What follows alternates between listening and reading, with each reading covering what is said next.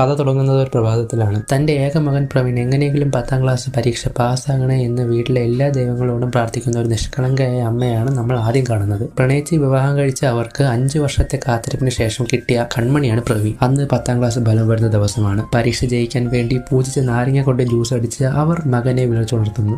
പ്രവീണ് ഇത് കുടിച്ച എല്ലാ ദൈവങ്ങളുടെയും അനുഗ്രഹം കിട്ടും, നീ പാസ്സാകും എന്ന് അമ്മ പറയുമ്പോൾ, അയ്യോ അമ്മ എന്നെ വിട്ടേ, ഇത് അച്ഛന് പോയി കൊടുക്കുക എന്ന് പറഞ്ഞ് അവൻ അത് നിരസിക്കുകയാണ്. ജ്യൂസ് പാഴാക്കണ്ട എന്ന് കരുതി അവർ ഭർത്താവ് ഉണ്ണികൃഷ്ണന് അത് നൽകുന്നു. എന്നാൽ തന്റെ മകൻ കുടിക്കാതെ മാറ്റിവെച്ച ജ്യൂസ് തനിക്ക് തന്നത് ഉണ്ണികൃഷ്ണൻ ദേഷ്യപ്പെടുന്നു. അവനാണ് ഈ വീട്ടിലെ ഒരു വേസ്റ്റ്, അവൻ കുടിക്കാത്തതൊന്നും എനിക്ക് വേണ്ട എന്ന് പറഞ്ഞ് അദ്ദേഹം ഭാര്യയെ വഴക്ക് പറയുന്നു. തുടർന്ന് പ്രവീണിന്റെ ജീവിതത്തിലെ മാറ്റങ്ങളാണ് സിനിമ പറയുന്നത്. പ്രവീൺ ഇതിനു മുൻപ് സ്കൂൾ ലൈഫിലെ 2 പെൺകുട്ടികളോട് പ്രണയം തോന്നുന്നുണ്ടെങ്കിലും നമുക്ക് മെയിനായിട്ട് കാണിച്ചിരുന്നത് കനക എന്ന പെൺകുട്ടിയോടുള്ള പ്രണയമാണ് കാണിച്ചിരുന്നത്. എന്നാൽ കനകയുടെ കാഴ്ചപ്പാടുകൾ വ്യത്യസ്തമായിരുന്നു. പരാജയപ്പെട്ടാൽ തന്നെ ഒഴിവാക്കുമെന്ന് അവൻ തിരിച്ചറിഞ്ഞു. കഥയുടെ ക്ലൈമാക്സിൽ പ്രവീണിന് വലിയൊരു തിരിച്ചറിവ് ഉണ്ടാകുന്നു. താൻ പരാജയപ്പെട്ടാൽ പോലും തന്നെ സ്നേഹിക്കാൻ തന്റെ അച്ഛനും അമ്മയും മാത്രമേ ഉണ്ടാകൂ എന്ന് അവൻ മനസ്സിലാക്കുന്നു. അച്ഛൻ തന്റെ സ്നേഹം പ്രകടിപ്പിക്കുന്ന രീതി കണ്ട് അവൻ വിങ്ങി പൊട്ടുന്നു. ഞാനും നിന്റെ അമ്മയും നിന്നെ സ്നേഹിക്കുന്ന പോലെ ഈ ലോകത്ത് ആർക്കും നിന്നെ സ്നേഹിക്കാൻ പറ്റില്ലടാ എന്ന് അച്ഛൻ പറയുമ്പോൾ പ്രവീൺ ഓടിച്ചെന്ന് അദ്ദേഹത്തെ കെട്ടിപ്പിടിക്കുന്നു. അവസാനം കനകയോട് അവൻ പറയുന്നു, ഞാൻ പരാജയപ്പെട്ടിരുന്നെങ്കിൽ നീ എന്നെ വേണ്ടെന്ന് വെക്കുമായിരുന്നു, പക്ഷേ എന്റെ അച്ഛനും അമ്മയും അങ്ങനെയല്ല. പ്രതീക്ഷകൾ വെച്ച് വരുന്നത് പ്രണയമല്ല കനക.